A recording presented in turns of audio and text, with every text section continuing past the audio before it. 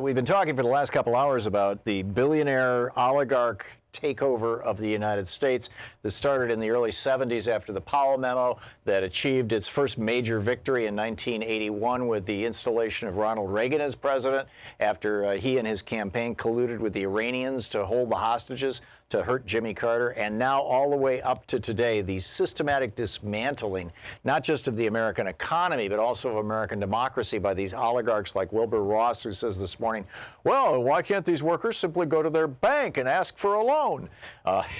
Clueless billionaires on display.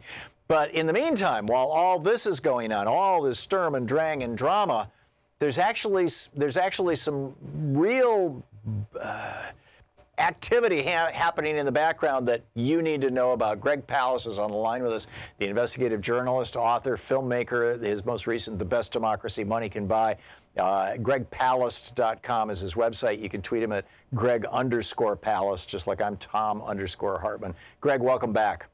Glad to be with you again, Tom. It's always great talking to you, Greg. So tell us about the de-Trumping of America, to use your phrase. Wow, okay. Well, while we've been talking about whether we should have slats or drones in the desert to eliminate the iguanas crossing the border in nowhere, the real wall, the real battle is happening in the immigration courts, and we have 9 million green card holders who are eligible to become voting citizens, and they're being held up. That's the real wall that Trump has put up. In just his short 2 years, he's nearly doubled. In fact, probably by the end of this stoppage, he's doubled the number of citizenship cases that are backlogged to, are you ready, to 800,000, nearly a million. And so it's also discouraging and costly and difficult for new people to even apply. Here's some of the numbers that are very important when you talk about de-Trumping America. Okay, there are 960,000, nearly 1 million Texans who do not have green cards but don't have citizenship. That's nearly 1 million, and yet Beto O'Rourke only lost by 215,000 votes. The number of green card holders who could become voting citizens is 3 times the margin of Stacey Abrams' loss in Georgia.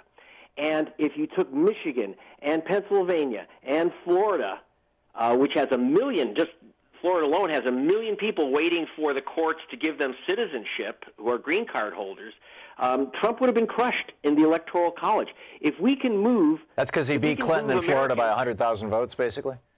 Yeah, in Florida, Trump won officially by 113,000 votes. Of course, a lot of that was steal, but right. Nevertheless, it's just 113,000 votes, which is about, there's 8 green card holders who can vote, who could be eligible to vote if they get their citizenship.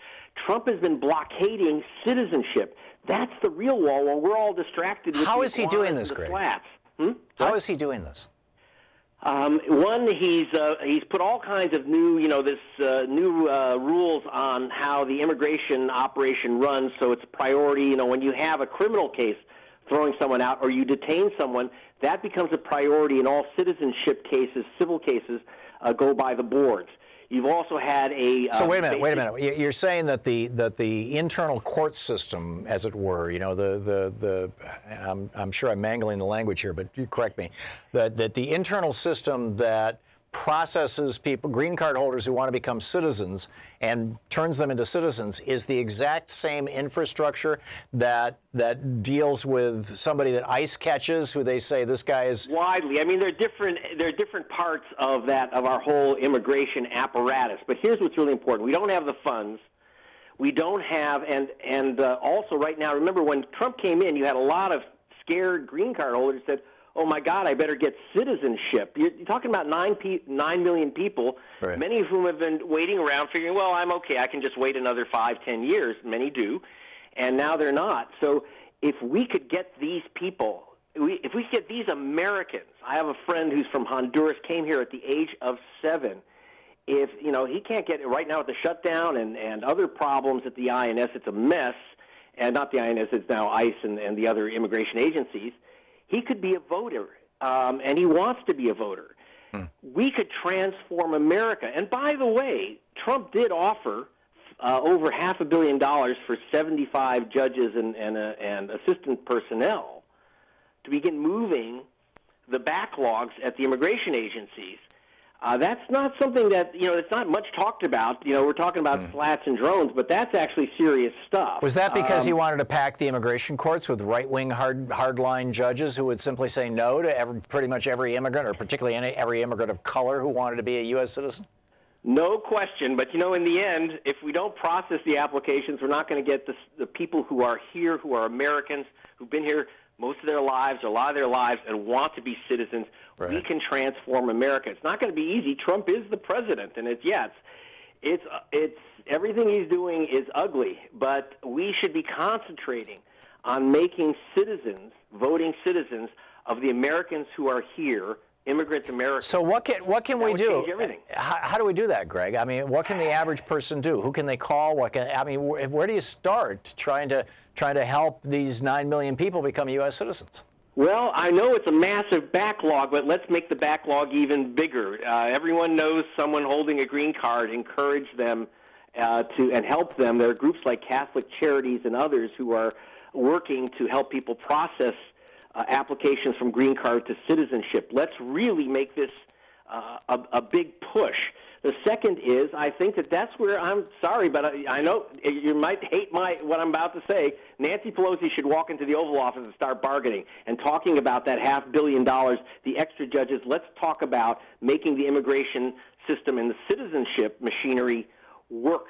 Because if you get more citizens, Trump's out of a job. Yeah, I wouldn't entangle that with responding to political blackmail, to hostage taking. But I get what you're saying.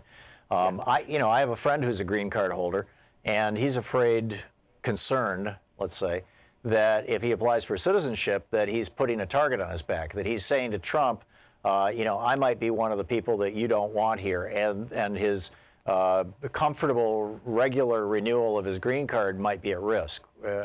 No question. I'm talking to my friend, I won't give his last name, obviously, Ramon from Honduras, has been told by his family, because many were killed by death squads, that he'll be dead within a week if he's sent back to Honduras. They've lost, they've lost his green card re-app. Yes, people are scared. That's why I say help people we need to support groups like Catholic Charities and LULAC and other organizations that are, in fact, helping people go through the process and have lawyers and have protectors when they're making this application. Now, keep in mind, let's not overdo the fear and push people away, because there are 9 million people with green cards, and while Trump has talked about canceling green cards, that hasn't happened. There might be a few rare cases, but basically 9 million people can go and get citizenship. Obviously, everything's shut down now. No one's becoming a citizen. I mean, Trump did a little ceremony in his office, but basically the system is gummed up in a mess. This is a big, big group of potential voters that could utterly transform the political landscape of America, and we should be concentrating on that. And I'm sorry, whether it's slats or drones in the desert is not going to make a big difference. What's going to make a difference is making citizens of Americans who are here. Yeah, no, I get it. Greg, before we end the segment, I'm curious what the status of interstate crosscheck is. I understand that Illinois just said no to it. Another one bites the dust. Illinois, where the Reverend Jesse Jackson and I have filed a federal lawsuit against the state for being in Chris Kobach's ridiculous, racist, wrongful interstate crosscheck program. The state Board of Elections voted 8-0 to dump the interstate crosscheck program, a horrible racist purge program.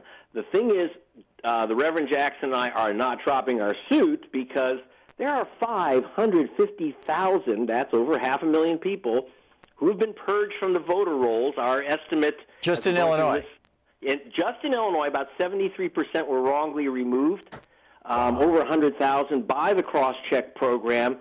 And so we're not going to stop until the people are returned to the voter rolls. And by the way, you go to gregpalast.com and you can look up, if you're in Illinois, if you are on the purge list, go to the top of my site, look it up, see if your name's there, and re-register. Most people who have been removed have no idea they've been removed. I don't want you to be surprised in 2020. We're trying to get you restored. But, you know, we have to deal with Trump's courts. Was this the consequence of the was it Bruce Rauner, the Republican billionaire who was who was governor of the state? Was this his thing? He was booted, yes. Yeah, yeah. And he's out now. So what happened was the Republicans had blocked getting out of cross-check in a 4-4 vote of the Board of Elections. Now it's 8-0 to get out, in part because, frankly, thank you, Tom, you have really helped me make cross-check a national issue, something that people hadn't heard of, and now it's kind of poisonous. It's gotten a lot of publicity in Illinois, in Indiana, in Georgia, in all these states, right. And states are pulling out. Kentucky pulled out. Massachusetts pulled out. You know, it's mostly GOP states at this point. It is imploding. And by the way, my next target, we filed suit in Kansas. We think we can, where it's the state of Kansas which processes this, creates this whole phony purge list.